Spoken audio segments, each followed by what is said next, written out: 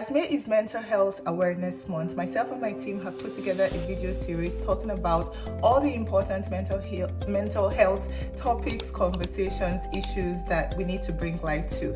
Today we're talking about another very important one, which is what is one gender-specific mental health issue that more people need to know about. And as a female, as a proud female woman, the gender-specific issue that I think more people need to know about is that women go through different phases, in a month. And if you're a woman, you perfectly understand what I'm talking about. But whether you're a man or a woman, women go through different phases in a month. So literally, when you hear things like cycles, it kind of goes like this, and this actually affects our mental health. This affects, us psychologically as well as emotionally. So there may be certain times of the month where you feel absolutely terrible. There's maybe certain times of the month where you feel like your life is like nothing is going the right way. There may be certain times of the month where you just feel a little bit more rubbish about yourself and your life, and this is perfectly normal. I think as women, when we have those phases of our lives when it seems like we're a little bit more emotional than normal, we don't always kind of go back to the fact that it's just in our nature. Fortunately, unfortunately, there are just certain things that come with being a woman.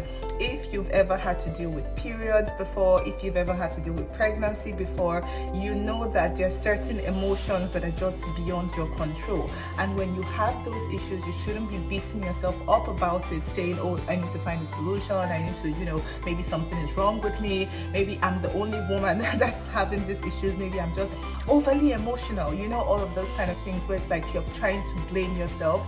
I would say rather than, giving yourself so much trouble during those periods, try to give yourself a little bit more grace in understanding that, like I said, women, we have different phases, we have different cycles, and this happens every single month. So it's not going to be a straight line. Your emotions are never just going to be like, it's kind of going to go on a roller coaster.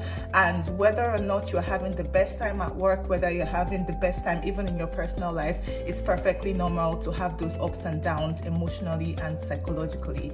This is what my team had to say. Today we're going to talk about a gender-specific mental health issue, and this is something I find very exciting because it's something really spoken about, but I don't think spoken about well enough. And it is the fact that men are stigmatized for seeking help. So there's the idea of being tough, and if you're not tough enough, you're going to be criticized as not being man enough. So think very, very specifically, a mental health stigma or mental health gender-specific issue to men is the idea of being not tough enough as to seeking mental health relief. One important thing that contributes to mental health challenges for women can include reproductive health issues, things like PCOS, pregnancy loss, infertility, even having to go through the process of IVF. All of these things can lead to the feeling of loss, grief, stress, and even fear. So it is important to note that being a woman, there are so many things that can cause mental health challenges and feeling of, mental inadequacy. It is very important to understand these things and let the woman